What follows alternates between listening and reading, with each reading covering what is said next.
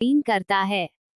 तब बुढ़िया सास मिर्च मसाला लगाकर राजा से कहती है, क्या बताऊं महाराज, मेरी बहू है बच्चे खाने वाली चुड़ैल। उसने मेरी 3 पोतियां को जिंदा ही खा लिया है। ये सुनकर राजा क्रोधित हो जाता है और सिपाहियों को आदेश देता है कि चौराहे पर एक सूली लगवाओ और बुढ़िया की बहू जहां कहीं भी है वहां जाकर उसे लेकर आओ। राजा के सिपाही शीघ्र ही आज्ञा का पालन करते हैं। वे तुरंत सूली लगवाते हैं और जाकर बुढ़िया की बहू को दरबार में लेकर आते हैं। राजा बहू से पूछता है, क्या तुम्हारी सास सच कहती है? क्या तुमने अपनी तीनों बेटियों को जिंदा खा लिया है? बहू रमा सिर नीचे झुकाए चुप रहती है और एक शब्द भी नहीं कहती। अब राजा को विश्वास हो जाता है कि जैसा कि बुढ़िया ने बताया है, उसकी बहू ने अपनी बेटियां खा ली हैं। वह तुरंत सिपाहियों को उसे सूली पर चढ़ाने का फरमान देता है। तो सिपाही उसे लेकर चौराहे पर जमा होते हैं। वहां राजा, प्रधान, सरदार और बाकी लोग भी इकट्ठा हो जाते हैं। इधर बहू को सूली चढ़ाने की तैयारी चलती है तो उधर उसका पति रमन घर पहुंचता है।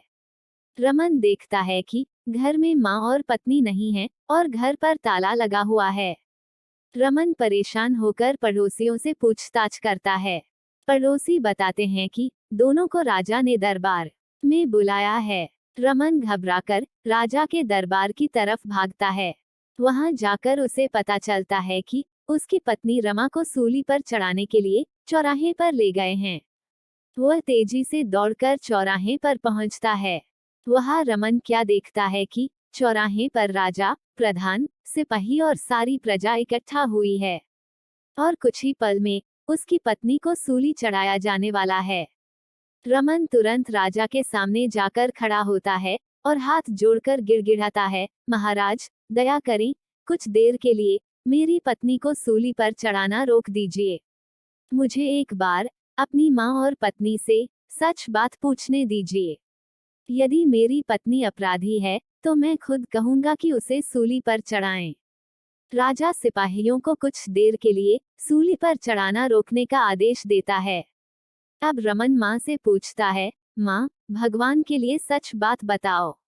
लेकिन बुढ़िया रमन को झूठ ही बताती है कि उसकी पत्नी ने तीनों बेटियां खा ली हैं। अब रमन अपनी पत्नी से पूछता है, तुम्हें मेरी कसम, मुझे सच बताओ। रमा आरंभ से अंत तक की सारी बातें रमन को बताती है, लेकिन कोई भी रमा की बातों को सच मानने के लिए तैयार नहीं होता। तब वह कहती है, सच्चाई क्या है आप अपनी आंखों से ही देखिए। और रमा गाने लगती है, निम्बावंती मेरी प्यारी बिटियारी, संकट में मेरी रक्षा करना। जिरावंती मेरी बिटियारी, संकट में मेरी रक्षा करना। आमवंती मेरी बिटियारी, संकट में मेरी रक्षा करना। बहू का गाना खत्म होने की देर तीनों बच्चियां जंगल से दौड़कर वहां आ जाती हैं और अपनी मां से चिपक जाती हैं। उन बच्चियों को देखकर बुढ़िया के बेटे रमन को सच का पता चलता है। राजा भी सच समझ जाता है और सारे लोग भी सच जान लेते हैं। राजा क्रोधित होकर बुढ़िया से पूछता है, अब तो बता बुढ़िया, सच बात क्या है? राजा के तेवर देखकर बुढ़िया को कंपी छूटती है। उसे सच बताना ही पड़ता है। सच बात जानकर राजा ने जो सूली बुढ़िया की बहू को चढ़ाने के लिए बनाई थी, उस पर बुढ़िया को ही चढ़ाता है।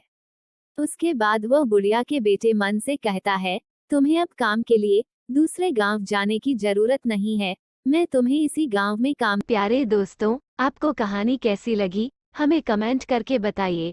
कहानी अच्छी लगे तो लाइक कीजिए, शेयर कीजिए और प्लीज चैनल को सब्सक्राइब जरूर कीजिए। कहानी सुनने के लिए धन्यवाद।